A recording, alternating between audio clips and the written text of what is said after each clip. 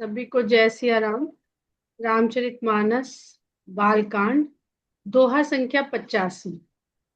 चौपाई हम लोग पढ़ेंगे दोहा संख्या 84 के बाद से।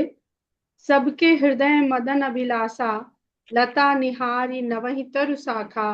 नदी उमगी अम्बुधि कहु धाई, संगम करहि तलाव तलाई। जहाँ असी दशा जड़न कै बरनी, को कहि सकई सचेतन करनी। पशु पक्षी नभ जल थल चारी, भय काम बस समय बिसारी। मदन अंध व्याकुल सब लोका, निस दिन नहीं अब लोकहि कोका। देव दनुज नर किन्नर ब्याला, प्रेत पिशाच भूत बेताला। इनकै दशा न कहूँ बखानी, सदा काम के चेरे जानी। सिद्ध विरक्त महामुनि जोगी, तेपि काम बस भय वियोगी। गोस्वामी जी कहते हैं ऊपर जितने भी उन्होंने उदाहरण लिए उसमें उन्होंने बताया कि इन सब के ऊपर काम का प्रभाव विशेष परिस्थितियों में विशेष काल में होता है। वो सब उनसे विस्मृत हो गया, सब काम के वशीभूत हो गए और देवता दनुज मनुष्य किन्नर व्याल प्रेत भूत पिशाच बेताल ये तो सदा काम के चेहरे ही हैं। यानी इनकी जो ये पूजा जिसकी करते हैं वो काम की ही, अपने मन के कामनाओं की वासनाओं की इच्छाओं की इन्हीं की पूजा करते हैं। अब इस को याद रखिएगा लंका कांड और सुंदर कांड के समय जब गोस्वामी जी असुरों का वर्णन करते हैं तो वहां पर किस प्रकार से हनुमान जी मंदिर मंदिर प्रति कर शोधा ये लिखते हैं। तो जो जिसकी पूजा करता है उसके लिए उसका देवता वही और उसका मंदिर वही जहां उसका देवता विराजमान है।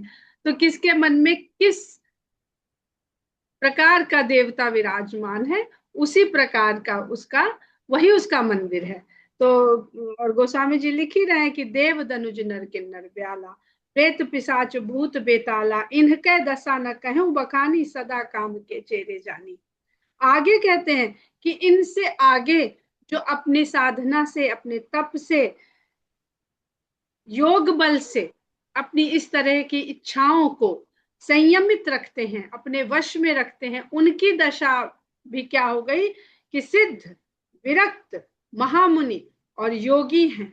वे सब भी जो इन सबसे काम वासनाओं से जिनका वियोग था वे भी काम के वशीभूत हो गए। ते अपि संस्कृत का शब्द है ते अपि वे भी।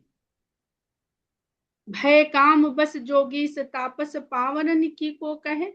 जब इस प्रकार के योगी श्रेष्ठ लोग योगीश मुनि लोग भी काम के वशीभूत हो गए जो सदा योग साधना या तपस्या में ही लगे रहते थे तो नीच प्राणियों की कौन बात करे। देखे चराचर नारी में जे ब्रह्ममय देखत रहे।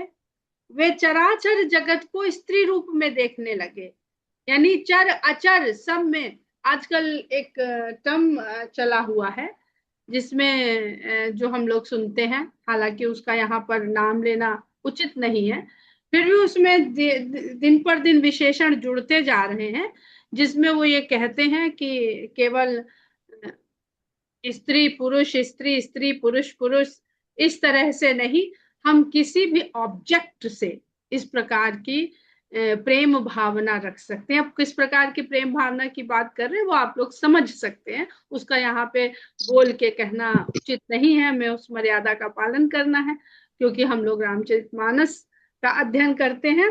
तो वही देखिए यहाँ पर गोस्वामी जी लिख रहे हैं कि भय देख ही चराचर नारी में जे ब्रह्म में देखत रहे। जो हर वस्तु को ब्रह्म में मानते थे, जो अद्वैतवादी हैं वो क्या देखते हैं कि हर वस्तु में ब्रह्म का ही दर्शन करते हैं, सब में ब्रह्म को ही मानते हैं, वो स्त्री के रूप में देखने लगे। अबला बिलो कहीं पुरुषमय जग पुरुष सब अबलामयम। जितनी भी स्त्रियां हैं वो सारे संसार को पुरुष के रूप में देखने लगी और सारे संसार के पुरुष इस संसार में हर वस्तु को स्त्री के रूप में देखने लगे। द्विदंड भरि ब्रह्मांड भीतर काम कृत कौतुक अयम। दो घड़ी तक संपूर्ण ब्रह्मांड के भीतर काम के द्वारा रचा हुआ ये खेल व्याप्त हो गया। धरी न काहू धीर सबके मन मन सिज हरे, जे राखे रघुबीर ते उबरे ते कालू। किसी के भी मन में धीरज नहीं आ पा रहा है, सबके मन को मनसिज ने हर लिया है, यानी मन पर मनसिज का कब्जा हो गया है। लेकिन जे राखे रघुबीर, जिन्होंने अपने मन में, या जिनको भगवान रघुवीर ने चाहा, जिनके ऊपर उनकी कृपा दृष्टि थी, वे उस काल में भी बचे रह सके। अब यहाँ पर गोस्वामी जी ने मनसिज और रघुवीर ये दो शब्द लिए हैं। मनसिज का अर्थ है मनस, मन से जन्मने वाला। तो यहाँ पर जो मनस से मानस तक की यात्रा का वर्णन है। मन से ही हम लोग विवश हो जाते हैं और मन ही हमें समर्थ बना देता है। तो किस तरह का मन विवश हो जाता है और किस तरह का मन जो है वो जीत लेता है इस तरह के सब भावनाओं को, कामनाओं को, वासनाओं को। तो कहते हैं मन सिज हरे, कामदेव का जन्म मन में ही होता है, मन से जन्मते हैं, इसलिए मनोज भी कहते हैं। तो सबके मन में ये इच्छाएं तो, कामनाएं तो रहती ही हैं। वो कब वातावरण को पा करके जागृत हो जाती हैं और जागृत होने के बाद किस तरह से अपना प्रचार करती हैं कि पूरे शरीर पर व्याप्त हो जाती हैं। जब हम लोगों ने 5 बार पढ़े तो उसमें यही पढ़ा ना कि चित्त तक उसका मन, भावना तो वो वासना तो मन में है, लेकिन वो चित्त तक जा करके अपना कब्जा कर लेती है, जिसको हम लोग ने अभी म्यूट रखिए कृपया करके। स्तंभन बाण जो चलता है, वो जो मन की इच्छा है वो जाकर के चित्त को भी चंचल कर देती है। धरी न काहू धीर सबके मन मन सिज हरे, जे राखे रघुवीर, जिनकी रक्षा रघुवीर ने की, जिनको रघुवीर ने रखा, बस वही उस काल में बच सके, उबर सके, डूबे नहीं। तो मन, मनसिज से लेकर मानस, और मानस के बारे में हम लोग रोज चर्चा कर रहे हैं। गोस्वामी जी ने बड़े सुंदर भाव से लिखा है कि मानस में राम बसे रहेंगे। तो मनसिज में जब जब ये मन में मनसिज उत्पन्न होंगे, मानस में ही देखिए, मानस का भी वही अर्थ है और मनसिज का भी वही अर्थ है, लेकिन मन से वो उपज रहे हैं, जन्म ले रहे हैं, और मानस हमें बनाना पड़ता है भगवान राम के रखने के लिए, भक्ति को रखने के लिए एक सरोवर वहां बनाना पड़ता है, और सरोवर में ही मछली भी रहती है। बहुत सुंदर प्रसंग है। अगर आप इसको आध्यात्मिक दृष्टि से और समझेंगे तो मछली बहुत चंचल है, लेकिन सरोवर का जल चंचल नहीं होता है, सरोवर का जल स्थिर होता है, शांत होता है। तो इस तरह से इसको आध्यात्मिक दृष्टिकोण या साधनात्मक रूप से भी इसको समझने का प्रयास करिएगा, क्योंकि भगवान शिव एक साधना में लगे हुए हैं। उभय घड़ी कौतुक भयऊ, 2 घड़ी तक ये तमाशा चलता रहा, ये खेल चलता रहा। जो लगे काम शंभु पह गए, और इतनी देर में काम शंभु के पास पहुंच गया। 2 घड़ी यानी एक घड़ी में 24 मिनट और 2 घड़ी में 48 मिनट आधुनिक घड़ी के हिसाब से। तो 48 मिनट में ये जो मन से जो जागृत हुआ काम, उसके प्रति जो कामना जागृत हुई, उसने संपूर्ण शरीर पे शंभु के पास तक पहुंच गया। शिव ही बिलो की ससंख्यो मारू, भयउ जथा थिति सब संसार। मारू यानी मारण करने वाला, जो पूरी तरह से अपने वश में कर ले, वो जब शंकर के सामने पहुंचा तो सशंकित हो गया, और सशंकित होते ही उसका प्रभाव कम हो गया। वो कहते हैं ना, जो डर गया समझो मर गया। तो विजय किसकी होती है? जो डरता है। विजय किसकी होती है? जो नहीं डरता है। जो डर गया वो पराजय की तरफ चल पड़ा। तो यहाँ पर शंकर को देखते ही कामदेव सशंकित हो गए। क्या सशंकित हो गए? कि हम जीतेंगे कि नहीं, हम इनके ऊपर आधिपत्य कर पाएंगे कि नहीं। और जैसे ही वो सशंकित हुए, भयउ जथातिथि सब संसार, सारा संसार यथास्थिति में हो गया, यानी कामदेव के प्रभाव से पहले जैसा था वैसे ही हो गया। भयउ तुरंत सब जीव सुखारे, जिम मद उतर गए मतवारे। और सारे जीव कामदेव के सशंकित होते ही फिर से सुख को प्राप्त हो गए। सुख मतलब शांत हो गए, जो उद्वेग उनके मन में मच गया था वो शांत हो गया, और ऐसे शांत हुए जैसे नशा उतरने से जो नशे का मतवालापन होता है वो भी अपने आप समाप्त हो जाता है। रुद्र ही देख मदन भय माना, रुद्र को देख के, रुद्र भगवान शंकर का भयंकर रूप रुद्र कहलाता है। तो रुद्र को देख के मदन, मदन देखे मद, मदन, तो वो अपना अपने मद से सबको प्रभावित कर रहे थे और उन्हीं के मन में भय व्याप्त हो गया। उन्होंने भय को स्वीकार कर लिया, दुराधर्ष दुर्गम भगवाना। और उन्होंने क्या पाया, ये तो स्वयं भगवान है, दुराधर्ष है, बहुत प्रचंड है, इनके आगे हमारी शक्ति कुछ काम नहीं करेगी, दुर्गम है, इनसे पार पाना कठिन है। फिरत लाज कछु करी नहीं जाई, अगर लौट पड़ता हूँ, फिरत यानी लौट पड़ता हूँ, फिरत लाज कछु करी नहीं जाई, तो बड़ी लज्जा की बात होगी कि हम वहां से अपना बीड़ा उठा के चल तो दिए कि हाँ ठीक है, हम देवताओं का काम करने के लिए साथ देंगे, लेकिन अगर बिना प्रयास किए और पराजित होकर के जाते हैं तो ये मेरे लिए बड़ी लज्जा का विषय होगा। मरण उठा निमन रचे सी उपाय, तो उसने ये ठान लिया कि अब काम तो करेंगे ही, भले ही मेरी मृत्यु क्यों ना हो जाए। तो देखिए जो मारण था ना, मारण बाण जो पांचवा बाण था, वो अब कामदेव के ऊपर स्वयं ही लगने जा रहा है। वो खुद ही अपने मरने की बात को अपने मन में समझ रहा है, तो अपना मरना ठान करके कि अब मैं मरने के लिए निश्चय करता हूं, लेकिन एक उपाय तो जरूर करूंगा मरने से पहले। प्रगटे से तुरंत रुचि ऋतु राजा, कुसुमित नव तरु राज विराजा। और उसने तुरंत ही ऋतुराज वसंत का वहां पे प्राकट्य कर दिया, चारों ओर वसंत की सुषमा फैल गई और वृक्षों पर नए नए सुंदर फूल खिल उठे और चारों तरफ उसकी महिमा व्याप्त हो गई। तो भगवान राम का प्राकट्य भी वसंत ऋतु में होता है, और कामदेव वसंत ऋतु में ही अपना प्रभाव सबसे अधिक फैलाते हैं। इसलिए भगवान राम ये जो काम से बच के राम तक पहुंचने के हमारी मानसिक मन की अवस्था है, वही मानस है। मनसिज से मानस तक की यात्रा ही रामचरितमानस हमारी, जैसे कहते हैं, गाइड बुक है। अगर एक गाइड बुक लेकर के हम किसी यात्रा पर चलते हैं तो यात्रा हमारे लिए सरल हो जाती है, पर ऐसा नहीं होता कि बिना यात्रा किए गाइड बुक हाथ में ले करके हम गंतव्य तक पहुंच जाएंगे।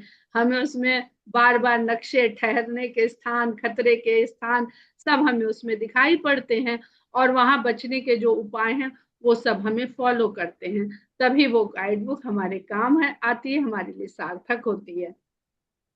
वन उपवन बापिका तड़ागा, परम सुभग सब दिशा विभागा। उसने ऐसा अपना विस्तार किया कि क्या वन, क्या उपवन, क्या तालाब, क्या बावड़ियां, सब सारे के सारे दिशाओं के विभाग परम सुंदरता से भर गए। जहां तह जन उमगत अनुरागा, जिधर देखिए उधर ही अनुराग उमग पड़ रहा है। देख मुए हूं मन मन से जागा, ऐसे दृश्य वातावरण को देख करके जो मरे हुए मन थे उनके भी मन प्रेरणा, सिज जाग उठा। ओ प्रेरणा,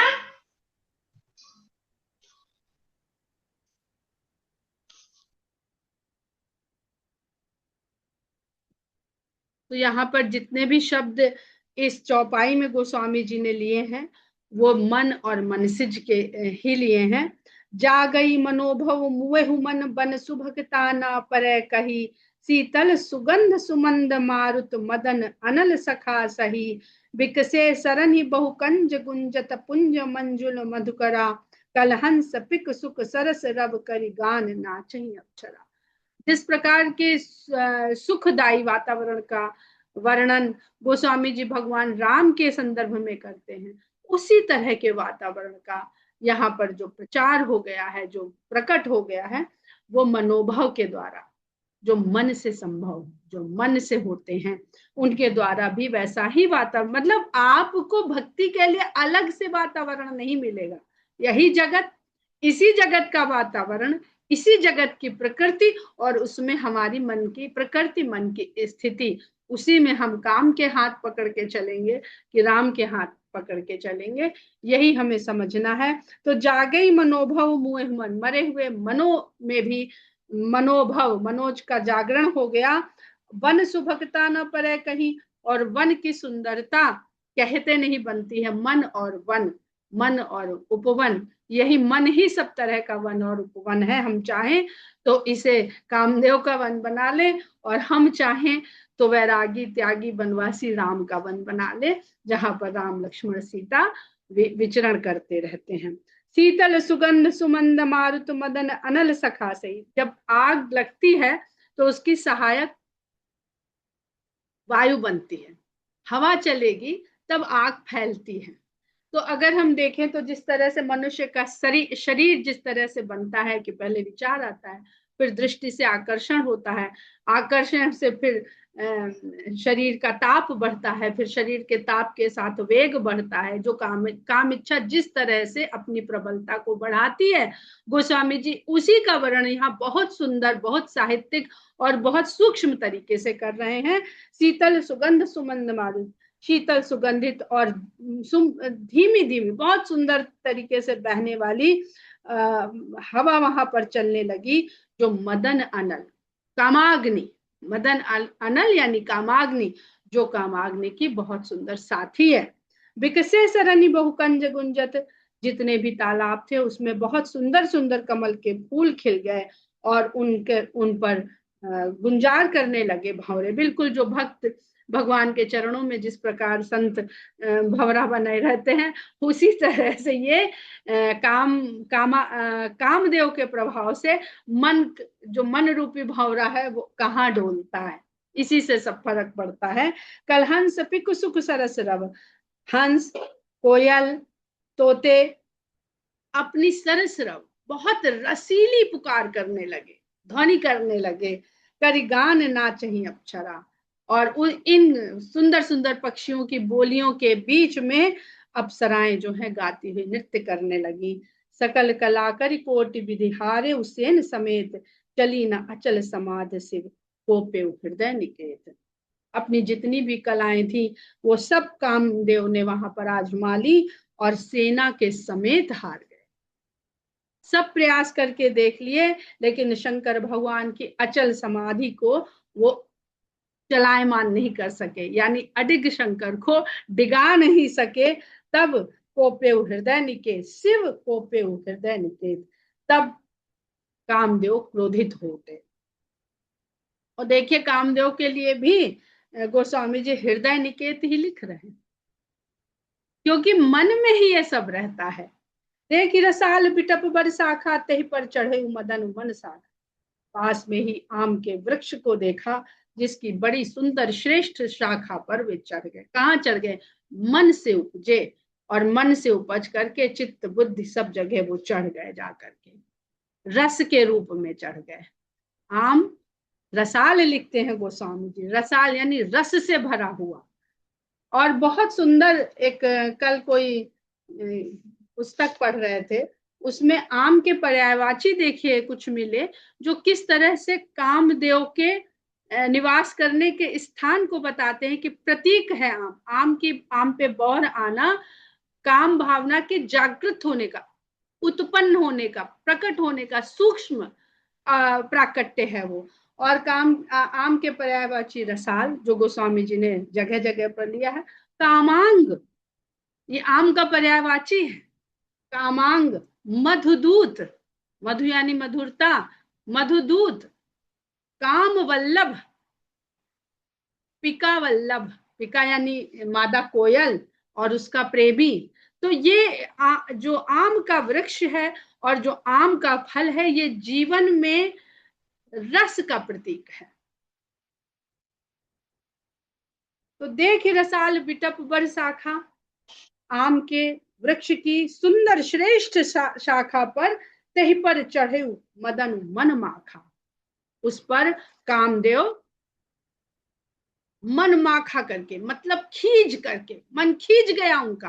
क्या होता है जब इच्छा पूरी नहीं होती है, काम क्रोध कहते हैं ना, काम ना पूरी ना हो तो ही क्रोध आता है, इच्छा पूरी ना हो तो क्रोध नहीं आता।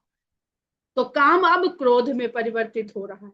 अब यह देखिएगा नारद जी के प्रसंग में कितना सुंदर गोस्वामी जी इससे भी एक ऊपर स्तर का उदाहरण देंगे। तो मन में खींच करके क्रोधित होकर के मदन उस पर चढ़ गए। सुमन चाप निज सर संधाने, उन्होंने पुष्पों के बाण पर अपने पुष्पों के धनुष पर अपने सारे बाणों का संधान किया।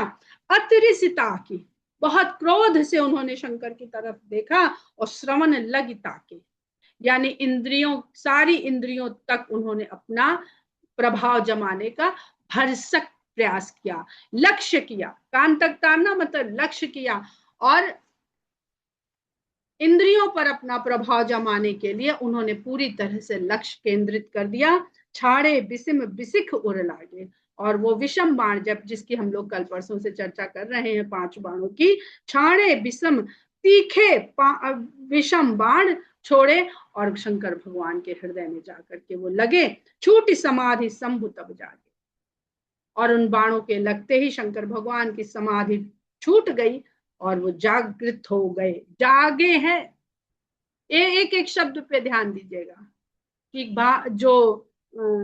जो कामना है, जो काम वासना है, वो किस प्रकार मन से उत्पन्न होकर के पूरे शरीर में मन बुद्धि चित्त अहंकार देह इंद्रियां सब पे अपना प्रभुत्व बना करके तब जाके हृदय में शंकर भगवान के लगती है और शंभु जागृत होते हैं।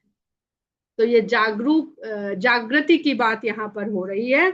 भयउ इस मन क्षोभ विसेखी, महादेव के मन में विशेष क्षोभ उत्पन्न हुआ। नयन उघारी, उन्होंने नयन खोले और सकल दिशा देखी और चारों ओर अपनी दिशाओं में देखा। सौरभ पल्लव मदन बिलोका, आम के पत्तों में छिपे हुए मदन को उन्होंने देखा। यानी जो कामना है वो छुप कर आती है, सामने से नहीं आती है, छुप कर वाण करती है। तो उसको पहचानना, हम प्रेम और काम में कहीं धोखा तो नहीं खा रहे हैं। जिसको हम प्रेम समझ रहे हैं, आजकल कहते हैं ना, अरे हमें बाद में पता चला ये तो इन्फेचुएशन था, खाली ये प्रेम नहीं था। तो वो हमारी ऐसी जागृति हो, ऐसी दृष्टि हो देखने की कि हम समझ तो सके कि ये जो आम का वृक्ष है, पत्ते हैं, ये खाली आम का पत्ता ही है या इसके पीछे कोई छुपा हुआ है, रसी ही है। आम को भी छुपा के रखते हैं पत्ते, पत्तों में छुपे रहते हैं शुरुआत में। तो सौरभ पल्लव मदन बिलोका, भयउ कोप कंपेउ त्रैलोका, और उसको देख करके शंकर भगवान को कोप हो गया और उनके कुपित होते ही तीनों लोक कांप उठे। तब शिव तीसर नयन उघारा, चितवत काम भयो जरी छारा। तो ये ज्ञान जागृति जो है वो ज्ञान के जागृत होने का प्रतीक है, और ज्ञान जागृत होगा तो विवेक ही काम करेगा। अगर हम आंख बंद कर लेंगे तो अहंकार रूपी अंधकार और अज्ञान उसके चपेट में आएंगे, कुछ नहीं हमें दिखाई देगा, जो हम सोच रहे हैं वही दिखाई देगा। अंधेरे में भूत सोच लो तो भूत दिखने लगता है, कोई जानवर सोच लो तो जानवर दिखने लगता है, रस्सी सांप दिखने लगती है। गोस्वामी जी बार बार ये उदाहरण लेते हैं रस्सी और सांप का, अर्थात अंधकार में हमें बोध नहीं होता कि ये रस्सी है कि सांप है, लेकिन ज्ञान रूपी प्रकाश होने पर विवेक हमें बताता है कि ये रस्सी है कि सांप। तो शंकर भगवान तीसरा नेत्र खोलते हैं जो विवेक का प्रतीक है, और विवेक रूपी नेत्र के देखते ही चितवत काम बयौ जरी छारा, देखते ही काम जल के राख हो गए।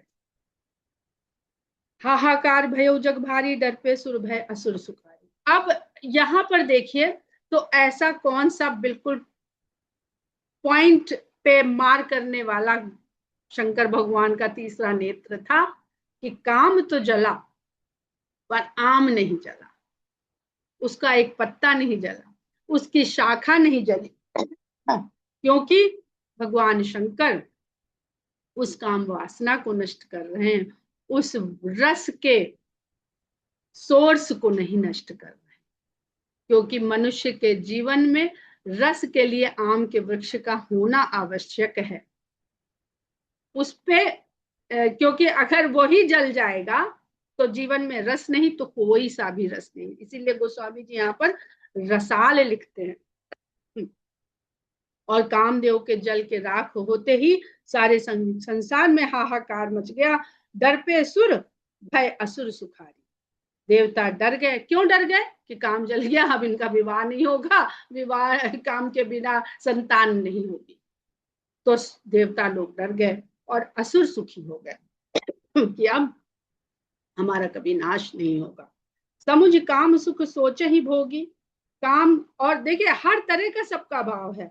अब भोगी लोग जो हैं, समुझ काम सुच सोख ही सोचे ही भोगी। भोगी लोग सोच में पड़ गए कि अब काम सुख का आनंद नहीं ले पाएंगे, काम ही भस्म हो गया। और भय अकंटक साधक जोगी, और साधक और जोगी निष्कंटक हो गए कि अब काम ही भस्म हो गया, अब हमारे रास्ते में कोई रुकावट पैदा ही नहीं करेगा।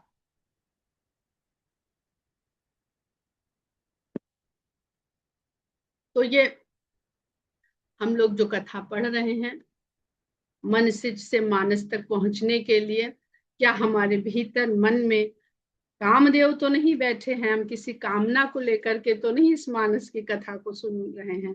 क्योंकि मानस की कथा का एक ही फल है, एक ही फल है। जितने भी लोग मांगेंगे, मांगते हुए भी आप सुनेंगे कि सब भगवान से अविचल भक्ति मांगते हैं। कामनाओं को मांगने के लिए, पूरी करने के लिए मानस नहीं है, क्योंकि वो सबके लिए भगवान ने संसार में बहुत व्यवस्था कर रखी है। हमें स्वयं भी इतना बना रखा, हाथ पैर बुद्धि सब दे, सिस्टम पूरा दे रखा है। तो जोगी अकंटक भय पति गति सुनत रति मूर्छित भई। योगी अकंटक हो गए और पति के बारे में ये जान करके रति मूर्छित हो गई। रति, वही हमने पहले भी कहा था कि रति का मतलब प्रीति है। और प्रीति, काम के बिना प्रेम की, प्रीति की संपूर्णता संसार को काम में नजर आती है। पर वो रति अगर राम के चरणों में रति होती है तभी वो विशुद्ध रति है। लेकिन संसार के चलाने के लिए जो स्त्री के मन के प्रेम के भाव हैं, वो दुखी हो गए। रोदति बदति बहुभांति करुणा करती शंकर पही गई।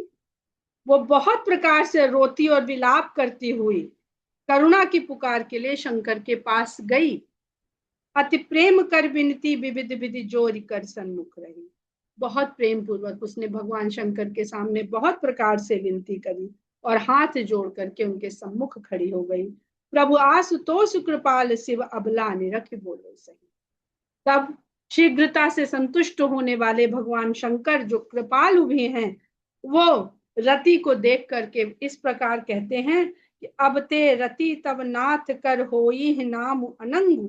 बिनु बप व्याप ही सब ही पुनि सुन निज मिलन प्रसिद्ध।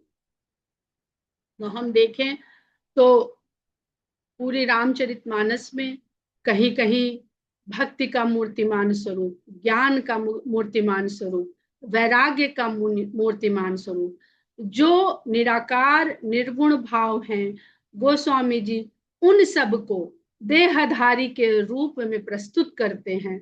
लेकिन कामदेव को देहधारी में के रूप में प्रस्तुत करने के पश्चात अनंग कर देते हैं। जो शरीर नहीं है जो भाव, उनको वो शरीर प्रदान करते हैं, और जो शरीर हो करके संसार में व्याप्त है उसको वो शरीर विहीन कर देते हैं, अनंग कर देते हैं। तो कहते हैं भगवान शंकर कि हे रति, तुम्हारे स्वामी का नाम अब से अनंग होगा और बिन वप व्याप ही सब ही पुन। अब वो बिना शरीर के ही व्याप्त रहेगा, पूरे संसार में वो रहेगा। अब देखिए तो कितना सुंदर भाव है कि ब्रह्म भी सारे संसार में व्याप्त है, कण कण में राम व्याप्त है। और भगवान शंकर ने कह दिया कि बिनु बप व्याप ही सब ही पुन। वो बिना शरीर के सब जगह व्याप्त रहेगा। और तू अपने पति से फिर पुनः मिलन कब होगा, उस प्रसंग को सुन। जब जदुवंश कृष्ण अवतारा हो ही हरण महामहिमा। भगवान कृष्ण जो है मर्यादा पुरुषोत्तम राम के बाद प्रेम की जो विराट स्वरूप है, जिसको कहते हैं कि भगवान कृष्ण उस प्रेम के प्रतीक हैं, उस प्रेम के रूप में आए जो बंधनहीन है, तो हर जगह प्रेम का फैलाने के लिए ऐसी लीला करते हैं। तो वो लीला तभी सफल है, तभी सार्थक है, जब हम मर्यादा को पहले प्राप्त करें। तो कहते हैं कि जब यदुवंश में कृष्ण का अवतार होगा, हो ही हरण महाभय भारा, और धरती पर महायुद्ध होंगे, कृष्ण तनय हो ही पति तोरा, तब तुम्हारा पति ही कृष्ण के पुत्र के रूप में शरीर को प्राप्त करेगा, वचन अन्यथा हो ही ना, मेरा ये वचन कदापि भी झूठ नहीं होगा। यहाँ पर हम लोग आज विराम लेते हैं और इसके आगे हम लोग कल अध्ययन करेंगे। जय सिया राम।